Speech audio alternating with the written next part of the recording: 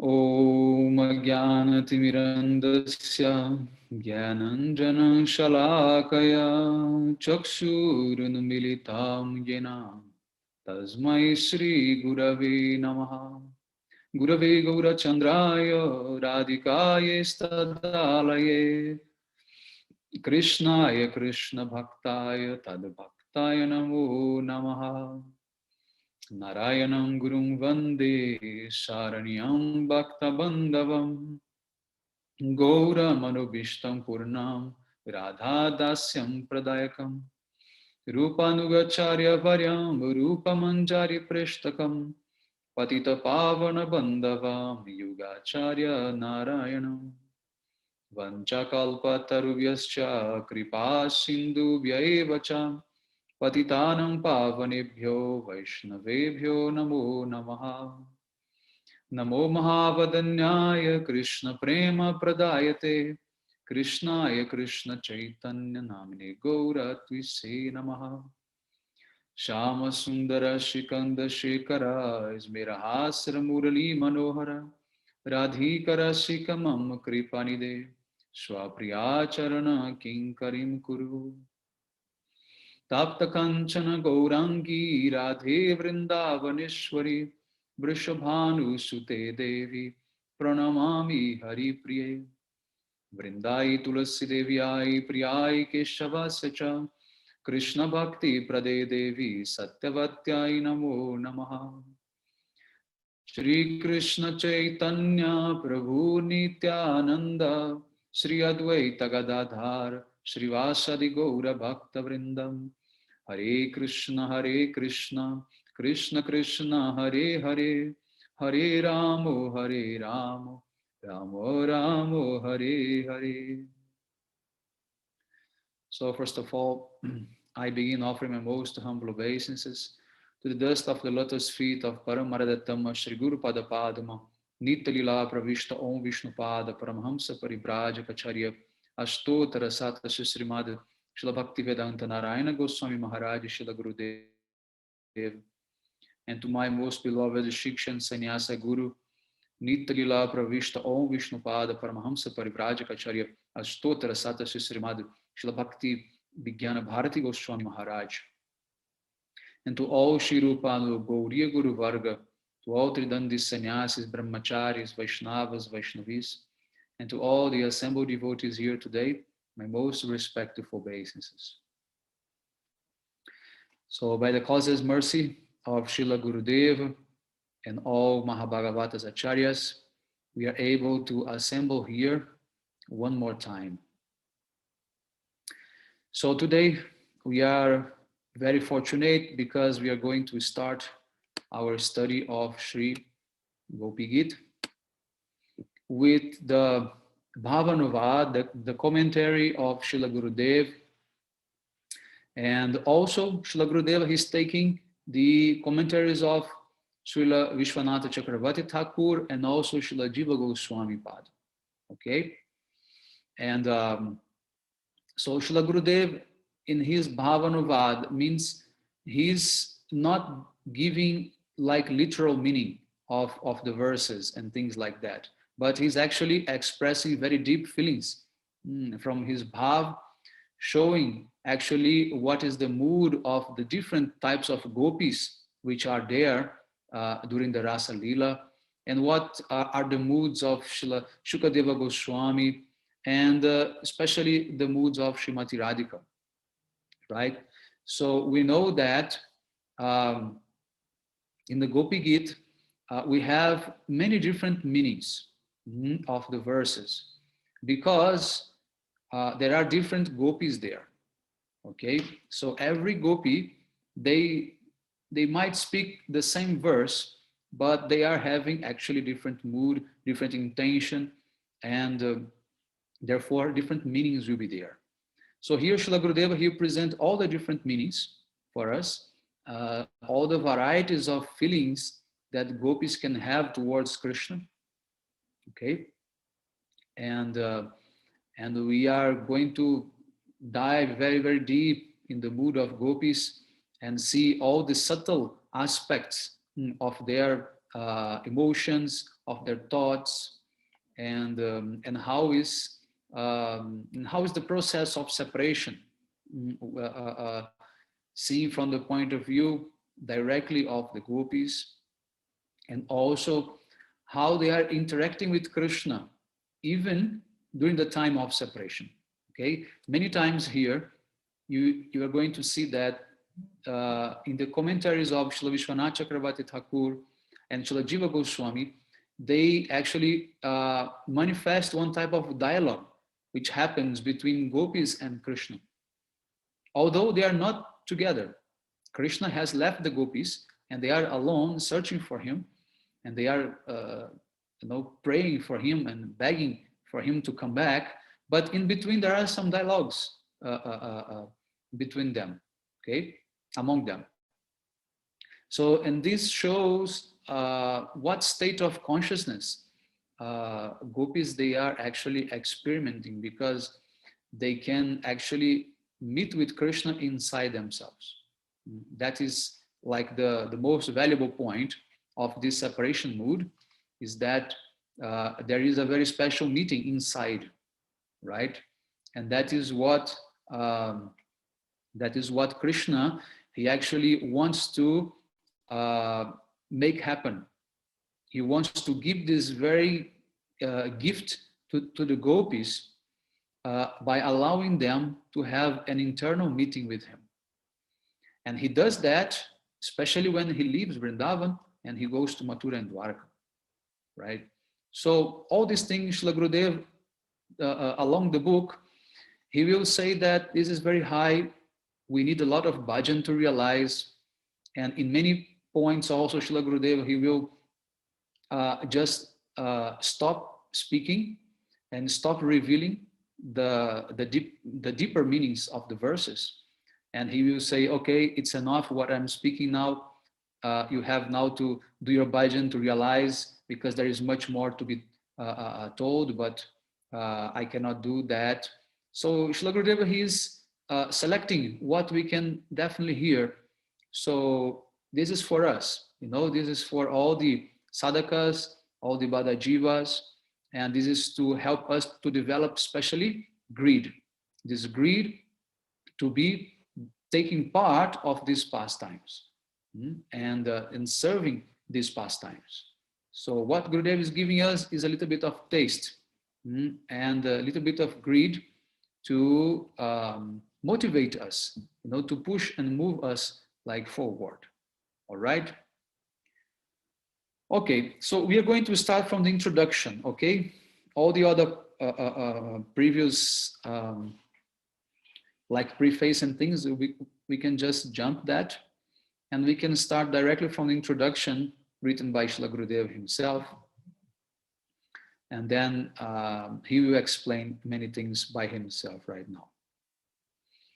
All right, so Srila Gurudev, he's saying Gopi-gita is part of Rasa Pancha Adhyaya, the 5 chapters of Srimad Bhagavatam that relate Rasa Lila. The body has 5 kinds of life airs, Pancha Prana, reside in the heart, and among these 5, one is most vital. The 12 cantos of Srimad Bhagavatam are likened to 12 parts of a body. The 10th canto is the heart of that body. Within that heart, the 5 chapters that constitute Rasa Panchadhyaya are its 5 life airs, and among them, Gopi-gita is the foremost. We begin our discussion of Gopi-gita by remembering the chapter in Srimad Bhagavatam that describes the gopis' worship of the goddess Katyayani Devi to attain Krishna as their husband. The first verse of this chapter states, Hemante Prathame Mashi Nanda Braja Kamarika Cherur Havisham Bhunjanaha Katyayani Archana Bratam. Srimad Bhagavatam 10:22-1. During the first month of the winter season, the young unmarried girls of Gokula observed the vow of worshipping goddess Katyayani. For the entire month, they ate only unspiced khichdi, which they call here Havishan. Okay, in the verse, you can find that word havishan. This is khichdi, okay, unspiced, mixed rice dal and some vegetables. Like havishan has like a very long like list of ingredients, but it is unspiced. Means it's very almost like tasteless, just for maintaining, the body.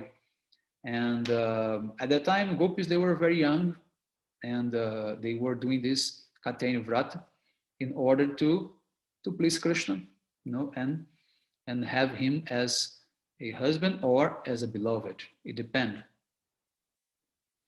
So the gopis who observed the vow to worship Katyayani were young and unmarried. What then was Shri Krishna's age at this time? Krishna had left Gokul at the age of 3.5. According to Srila Vyasadeva and Srila Shukadeva Goswami, he was 7 years old when he lifted the mountain Giriraj Govardhan on the little finger of his left hand. After he lifted Giriraj, all the elders and their priests gathered together and told Nanda Baba, "You should not treat Krishna as if he were your son. He is actually not your son. He may be a demigod, or perhaps he is God, or someone like God. We have heard that Narayana himself has come in the form of Krishna, and perhaps it is true. So you should not treat him like an ordinary boy. Do not bind his hands and do not chastise or punish him. He is only 7 years old, and yet he lifted a mountain like Govardhan. How is that possible? This is indeed mysterious." Oh, Nanda Baba laughed. "I have heard that Gopas only become mature and intelligent at the age of 80. They cannot properly decide anything before then, because their minds are not fixed. Krishna is just an ordinary boy. God has far more good qualities than even the perfected saints. Such saints do not become angry, and they are not disturbed by hunger, thirst, or any other material distress. They do not steal or tell lies. Krishna tells lies. He weeps and becomes angry. He plays tricks on people, and he is naughty in so many other ways. He sometimes cries for butter and sugar candy. If he does not get what he wants, he becomes furious and hurls all the items in our home onto the ground, and then scatters them here and there. This is conclusive proof that he is not God. In any case, even if you would insist that he is God, he is still my son. So I will admonish and punish him and treat him as a father should treat his child." So here you can see a very special point. The point of Nanda Baba making like very clear statement. This is Vrindavan, and here Krishna, he cannot be God. You cannot call him God here. So therefore, no matter what, even if you think he is God, he is still my son. So this is the very mood of Brajalila. Even the gopis, many times they will tell that Krishna is God. There is a very famous verse in the Srimad Bhagavatam, which says, "Anayaradi tonunam bhagavam harishwara yanno vihaya govinda prittaya yanayadraha." So the gopis, they address Krishna as Bhagavam Hari. So they know, but at the same time, they don't want to consider him as such. Right? So here Nanda Baba, he's actually angry with the Gopas because they say, this is not at all intelligent. And he even tells them that Gopas only get intelligent after 80s, so that's pretty old. So this is a very kind of strong statement Nanda Baba is making, saying that there is no point of saying that Krishna is God. So this is the very foundation of the mood of Vrindavan and the love of the Brajavasis, right? Actually, if I don't mistake, in the Ananda Vrindavan Chanpu, Srila Kavi Karnapur, he also describes the dialogue between Gopas and Nanda Maharaj, how Gopas are trying to convince Nanda Maharaj that Krishna is God, and Nanda Baba, he becomes really angry, and he like it's a matter of fight, a big quarrel happens amongst them. So Nanda Baba, he does not want to hear that at all. That's going to ruin like everything in his life, because it's much better to have Krishna as son, not as God. Although everyone is seeking for God, the love they have for Krishna is such that even love for Krishna is higher than love for God. Although Krishna is God himself, but this is the sweetness, and that's what makes Nanda Baba so angry and upset when all the Gopas want to tell him like that. Okay, so let's continue here. So Nanda Baba continued to laugh at the notion that Krishna is God. Then Yogamaya came, and by her influence, everyone present forgot this idea. The incident took place during the month of Kartik, when Shri Krishna was 7 years old, and it was just after Kartik that the gopis worshipped Katyayani. One second, just my file escaped. Okay.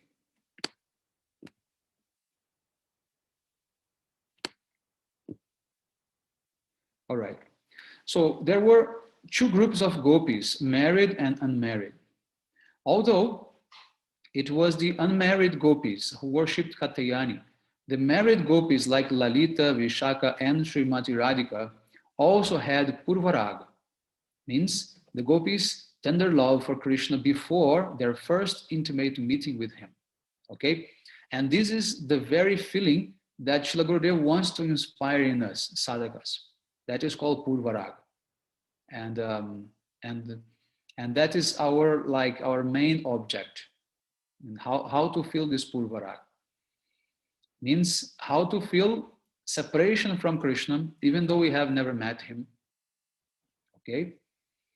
So here Gurudev is saying that even the gopis who met him before, they were feeling this Purvarag.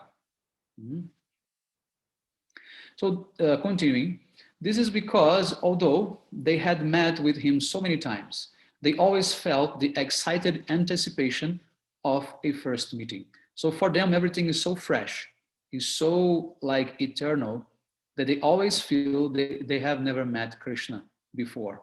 And we always feel that excitement of meeting him for the first time, even though it is like 1,000 times. The unmarried gopis were somewhat younger than the married gopis. Srimati Radhika is 13 and a half years old, and Krishna is 14. Lalita is 27 days older than Srimati Radhika, and Vishaka was born on the same day as Radhika. Rupa Manjari and Rati Manjari are a little over 12 years.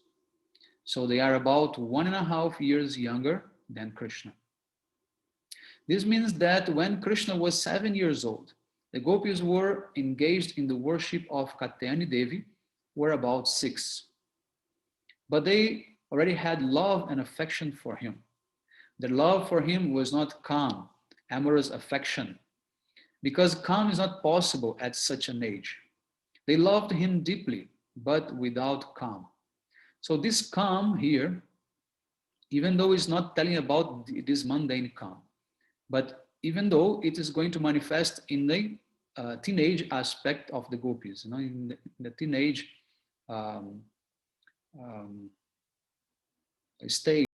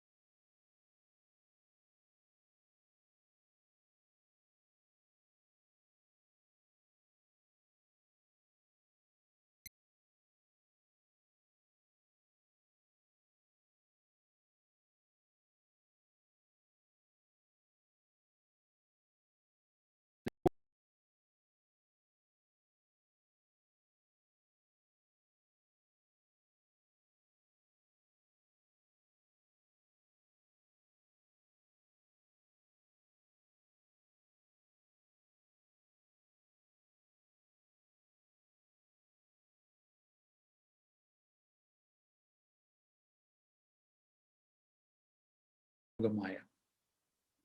So here we can see a very interesting point is that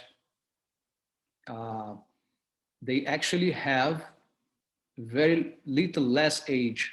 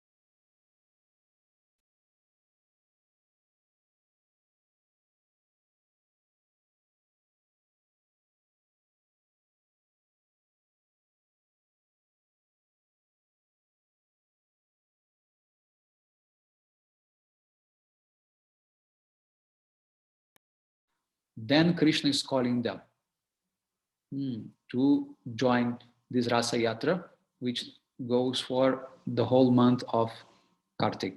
And then after that, we have Katyani Vrat. So that is for next year, those gopis, they will have to wait 1 year. That's the process. They cannot just get the favor of Krishna and join him on Rasa Lila without permission of Radhika and without getting mercy and association. That's very important. So even those gopis who have Sakhi mood, who are not like Manjaris, they don't want to serve Radha. Even them, they have to serve Radha. So to be Radha Dasyam, this is like mandatory for almost everyone. All gopis, they have to, for some time, they have to be. Although that's not their mood for like forever, but they have to serve Radha, they have to serve Lalita. They must please them also. That's very important. They are the guardian of Rasa Lila. Radhika, she's Raseshwari. Krishna, he's just Rasa Raja. But he's not Raseshwara. We must remember this. Krishna is not Raseshwara. He cannot control Ras. Who's controlling Ras? This is Radharani, Raseshwari. So therefore, Krishna, he can say, okay, I accept you. And after Katyani Vrata, he will ask them to come out of the water, with raised hands, and he will steal their clothes, everything. But still, to join this program, this Rasa Lila program, final words, Radharani words, not Krishna's words. This is Radharani's place, not Krishna's place. So in this way, 1 year training and practicing and serving, and then they can come. So let's continue here. In their previous births, some of the young unmarried gopis had been personified Vedic scriptures called Shrutis, and they are known as Shrutichari gopis. Some had been personified Upanishads and are known as Upanishadchari gopis. Some had been sages from the Dandakaranya forest. They are the Dandakaranya rishis. Some had been princesses like Rajakumaris from Janakapuri, from the place of Sita Devi in Ram's Lila. And some daughters of demigods, Deva Kanya. Okay? So all of them, they got mercy to born like gopis, from the womb of gopis in Vrindavan. And they were performing this Katyani Vrata. Okay? They are sadhana siddhas, they are not nitya siddhas. Okay? Among the gopis, some had the association of the Nityasiddha gopis, and they also had Purvaraga. These gopis easily entered the Rasa Lila, whether they were married or not. The unmarried gopis were already betrothed, and therefore they also thought of Krishna as their beloved in a paramour mood. On the other hand, the married gopis who had Purvaraga, but did not have the association of Nityasiddha gopis, were stopped from entering. Okay, so without association with the Nityasiddhas, they cannot enter. The gopis described in the above mentioned verse from Srimad Bhagavatam had association with the Nityasiddha gopis. We know this because at the end of the month, they invited Radhika, Lalita, Vishaka, Chitra, and all the other such gopis to join them in their worship. This means that they had the association of those gopis, and consequently, they could easily enter the rasa dance. This is confirmed in the Srimad Bhagavatam. The Nityasiddha gopis and those who had their association entered the rasa lila without difficulty. Whereas the married gopis with sons and daughters were checked by Yogamaya. Even though they had Purvarag, they could not go. It appeared that it was their husbands who had obstructed them, but actually it was Yogamaya who did so. She had entered the minds of their husbands, fathers, mothers, and other relatives, influencing them to prevent the gopis from going. If Yogamaya had wanted them to join the Rasa Lila, she would have made duplicate forms of those gopis. In this way, the real gopis would have been able to leave their homes unnoticed and enter Rasa Lila. So it's very easy for Yogamaya to prepare everything. So if any obstacle is there, it means Yogamaya is not allowing you to come. If Yogamaya had wanted them to join the Rasa Lila, she would have made duplicate forms. Oh, I read that already. In this way, the real gopis would have been able to leave their homes unnoticed and enter Rasa Lila. However, she could not help these gopis because they had some traces of consciousness that was not favorable for fully developed paramour love in relationship to Krishna or Parakya Bhav.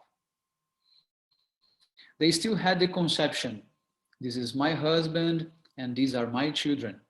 Their affection was not solely for Krishna, but was shared with many others.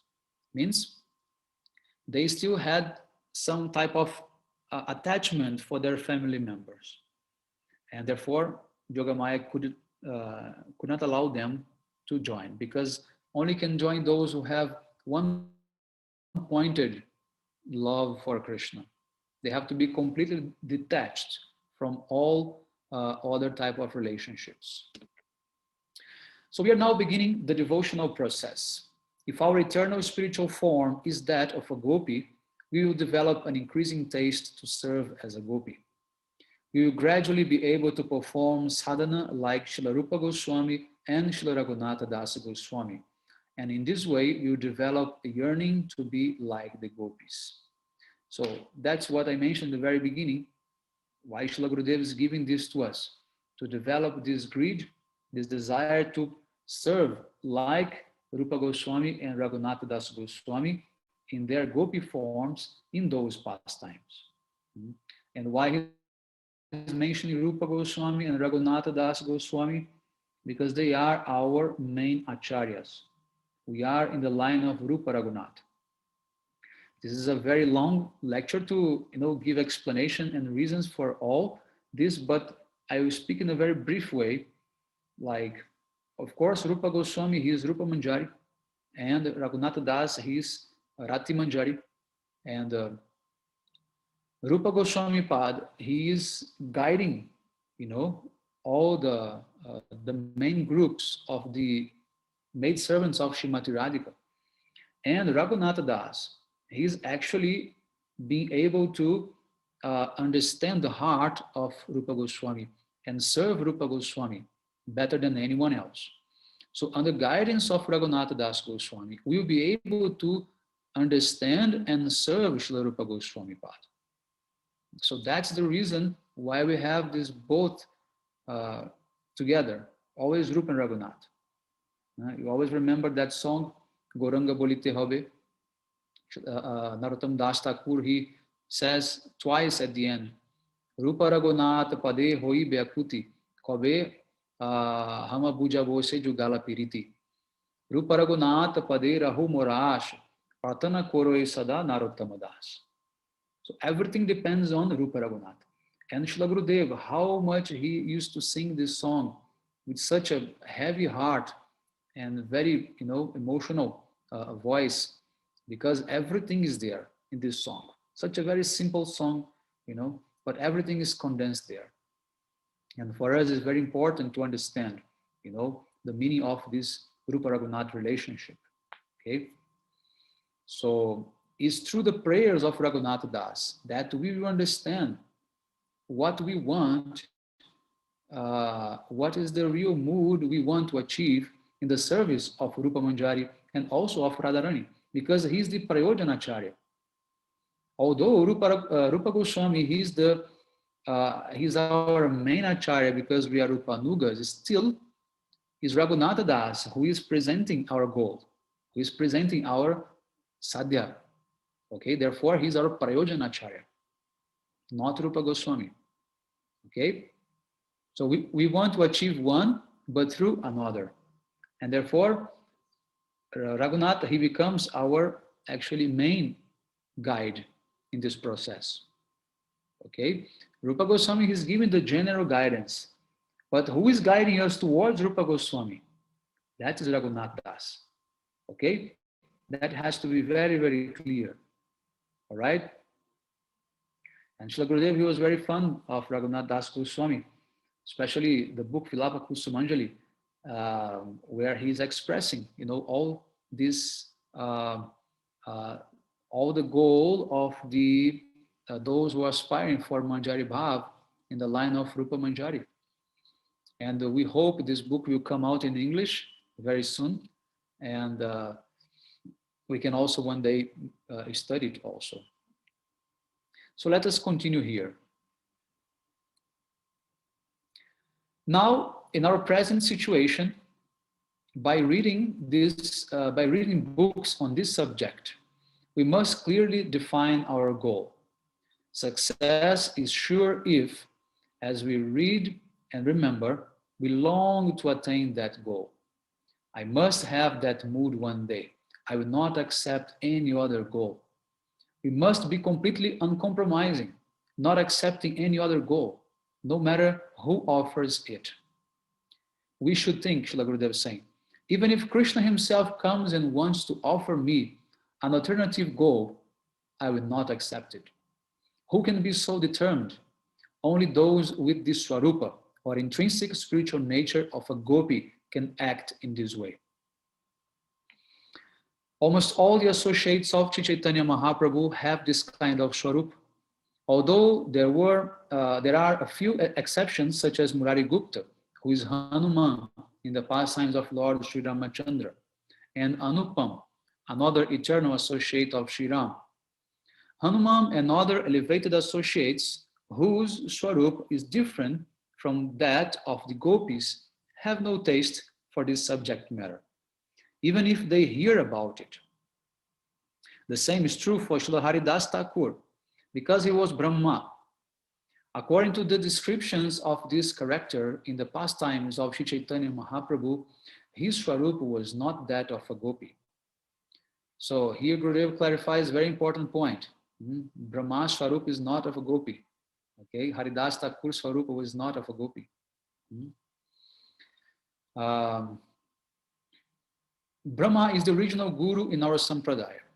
In the 10th canto, 14th chapter of Srimad Bhagavatam, he prayed to attain the dust from the lotus feet of the Brajabasis, but he did not state clearly that it should be the gopis' lotus foot dust. Uddhav, on the other hand, specifically prayed for the dust of the gopis' feet. We see in Brahma Samhita that Brahma performed worship by means of both the Gopala mantra and Kama Gayatri. but that was only to gain power for creation, not to attain Gopi Prema. A very, very nice point Gurudev is making here. So Brahma, even though he chanted Gopal mantra and Kam Gayatri, he cannot attain Gopi Prema, mainly because he has no desire for that. It may be a desire due to his incarnation as a Brahma, to his level of understanding, or even due to his Swarupa, eternal Swarupa, being from different position. But the point that Srila Gurudeva he makes in these two paragraphs is that you have to desire it. You have to have this desire. When the Gurudeva he used the words longing. When you are hearing this, you must develop some type of, even like curiosity, even if it's not in a stage of greed yet, but still some curiosity is there, or some type of, inclination. You said, oh, maybe, this is something interesting. I want to hear more. I want to hear more. I want to see where it goes. But that's enough. That's enough. And as you keep going, then Gurudeva, he'll definitely capture your mind, capture your heart, and he'll make you, follow this process. And he'll definitely awake greed in your heart, definitely. So the whole reason of this book is this, and this is the whole process of Raganuga Bhakti, Raganuga Sadhana Bhakti. Okay, Raganuga Sadhana Bhakti has this only purpose to develop this greed, and that's what Srila Gurudev wants, giving us all this nectar. Okay, so, and then Gurudev is explaining very clear, although Brahma is not having clear distinction between what type of fit dust he wants. He's just saying general Brajavasis. But we know that sadhana means to have a clear goal. So Brahma, he wasn't actually performing sadhana yet. He was just involved in what? In the process of creation. All right? He's not doing Raganuga Sadhana Bhakti. He's not doing Sadhana Bhakti. He's just like doing his duty. But the power is coming from whom? Power is coming from gopis, coming from Goloka Vrindavan. Therefore, he's chanting this Gopal mantra, he's chanting Kam Gayatri, but he has no idea. Even though in Brahma Samhita, you can see in the very beginning of Brahma Samhita, when it describes how Brahma got Diksha from Krishna, Brahma had the whole darshan of Goloka Vrindavan. He saw everything. He saw even Rasa Lila, he saw many things, he had like a spurti of Goloka Vrindavan. But this is like before creation, right? Before Krishna come to manifest any pastime, because there was even no earth planet. So after that, after he accomplishes the task of creation, what happened? He loses his memory. Now he lost memory completely, and he forgot that Krishna was actually God. He forgot that he saw Krishna playing in Goloka Vrindavan, the original Goloka Vrindavan, and due to the influence of Jogamaya, he manifested that pastime of Brahma Vimohan Lila, right? It's a very, very sweet pastime. But in any case, here Gurudev is making a very clear point. If you don't have idea what is your goal, if you don't have the proper desire in your heart, then nothing can take you there, nothing. Even Gurudeva, he can't take you there, right? Okay, so let's continue here. One year after Krishna made his promise to the gopis, on the full moon night in the autumn, he looked at the moon and began to play his flute. He considered, our forefathers, the moon has a beloved other than his wife, Rohini. His beloved is Purva Disha, the eastern horizon. Means Rohini means that nakshatra. Okay, so the moon here it has a masculine form. Okay, this Chandra Deva. For Western country, moon is like female and sun is like male, right? Like the couple in the sky. That's what we hear in the poetries of of Western poets and like literature. But we know from a Vedic perspective that Chandra is masculine, right? It's Chandradev. So he's having a beloved, uh, uh, um, his wife, which is Rohini, Nakshatra. But actually, Gurudev is saying uh, uh, that, oh, I think someone is with, okay. Yeah, I switched off. So, but then what Gurudev is saying, now Chandra has another beloved. It is the Eastern horizon. Horizon also is a feminine entity or personality, okay? Different from what Western countries have idea of sky, completely different. No? So, the most erudite Srila Vyasadeva, who knew how to apply all literary metaphors and ornaments, marvelously described this scene as follows. So Krishna was thinking, the hands of our forefather, the moon, are smeared with kumkum. Those hands, his rays, are decorating the face of his beloved Purvadish without any difficulty. And she is shyly accepting that reddish ornamentation. Why should I not do the same? So this is a very beautiful poetry which is being described here. The moon, when it's rising in the eastern horizon, it makes the horizon becomes like reddish, you know.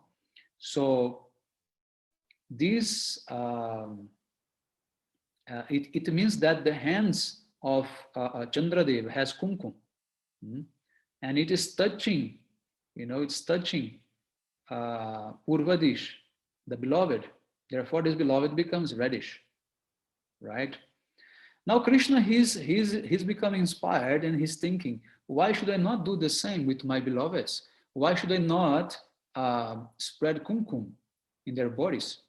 That's what Krishna is imagining now.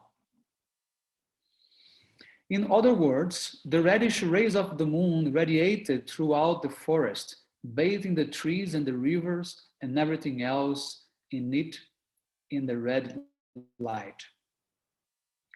In that ambrosial atmosphere, thoughts of the gopis came to the Krishna's mind, and he remembered his promise to fulfill their innermost desires. He pondered, by diffusing the reddish hue of his gentle rays, and by glowing with the effulgence of newly applied vermilion, Chandra, the moon, has reminded me of my promise and has placed within my heart the inspiration to fulfill it. This is the perfect moment for me to do so. Then, on that full moon night of the autumn season, he played a beautiful melody on his flute, and the gopis came running to him. But when they arrived, he told them to return to Braj. Krishna says, a lady should serve her husband, regardless of his qualities. Her husband may be poor or plagued with diseases, but she should serve him under all circumstances. So just Krishna now is giving like a bucket of cold water in the gopis' head. You know, he called them and now he's sending them back. At first, the gopis did not say anything in reply, but within their minds and hearts, they questioned, does he really mean it, or is he joking with us? They observed him closely as he tried to cleverly hide his real intention. It seemed that he was honestly expressing himself in a straightforward manner, but in fact, he was not. Finally, the gopis said, you are our guru, and as such, you are giving us so many instructions. We know that even in the presence of God, a person should serve his Gurudev first. So let us first serve you, our Gurudev, before we return to serve our husbands. In Bhagavad-gita, Krishna says, Jejata mam prapadyante tam stativa bhajamyaham mama vartamanu vartante manusha partha sarvasaha. Bhagavad Gita 4:11. As all surrender unto me, I reward them accordingly. Everyone follows my path in all respects, O son of Partha. Shri Krishna was instructing the gopis and also telling them, I am God, so you should obey me. The gopis reply, we agree that if you are God, we should certainly obey you. But our first duty is to serve our Gurudev. When we have executed that order, we will obey your instructions to serve our husbands. Our second consideration is this. We know that God is our Father, God is our real husband, and God is everything. So if you are God, then you are both our husband and our Guru. In every way, if you do not accept our service, you will be guilty of acting against the principles of religion. You are giving us instructions on religious principles, but you should practice this yourself. So the gopis, they actually show themselves much clever than Krishna. All the time in this Gopi-gita, you're going to see the gopis' arguments are always much better than Krishna's arguments. And they can defeat Krishna easily all the time. And then Krishna, he becomes just speechless. And the gopis have much great intelligence, cleverness, and everything. So at last, rasa began. Krishna danced with Srimati Radhika in the center of the circle of gopis. At the same time, he danced with each of the gopis comprising the circle. It is not that he expanded into as many manifestations of himself as there were gopis, because in Vrindavan, all his pastimes are free from the mood of opulence. Rather, he danced so quickly, like a firebrand orbiting in a circle, that it simply looked as if he were constantly and simultaneously dancing with each and every gopi. Had he expanded into many manifestations of himself, this pastime would have been Aishwarya Lila. Instead, he was engaged in human-like pastimes. So this is a very, very important point. Krishna, although he displayed some Aishwarya Lila in Vrindavan, like killing demons and many things, that actually is not performed by himself. That is performed by Vishnu, who is inside Krishna, right? But Rasa Lila, Vishnu, he cannot perform. That is Krishna himself, and that is as a human-like pastime. So in this way, Krishna, he cannot multiply himself for the numbers of gopis, equal number of gopis. So what he has to do, he has to move very, very fast. Of course, this is also one type of Aishwarya, who can move that fast, and dance with 1 billion gopis at the same time. This is also one type of Aishwarya.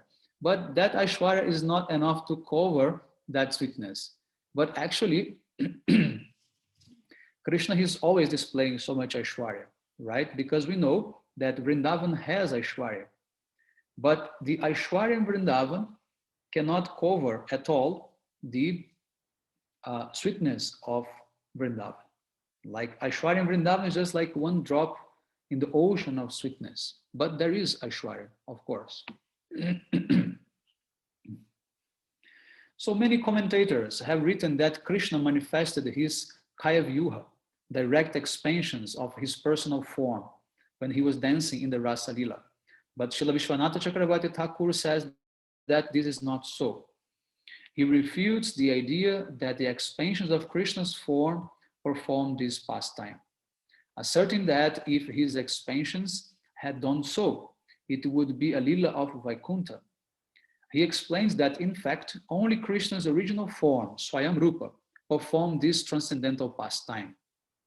We thus conclude that Krishna moved like a lightning flash from gopi to gopi, dancing with each one in turn.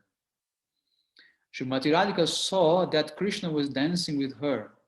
Then, as she cast her gaze over all the other gopis, she saw that Krishna was dancing with each of them as well. Each gopi thought, Krishna is dancing only with me. Srimati Radhika alone could see him with each and every gopi.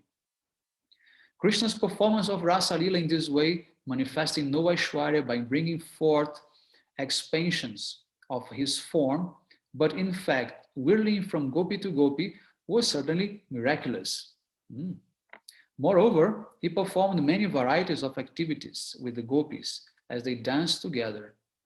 He asked one gopi if she were fatigued. He gently wiped drops of perspiration from the face of another, and he fastened ankle bells on the ankles of another one. With each and every gopi, he engaged in various interactions, and thus each gopi became maddened in their love for him. So Krishna is not only dancing, but he's interacting with each and every gopi. He's doing many different things. He's drying the sweat of some. He's tying their ankle bells, and so many other things.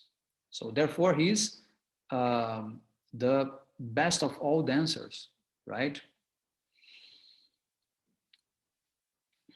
Okay, so still there is a lot more to read, okay, in this introduction. And so I suggest we stop here. Our time is like over. And then we will continue in our next meeting, okay?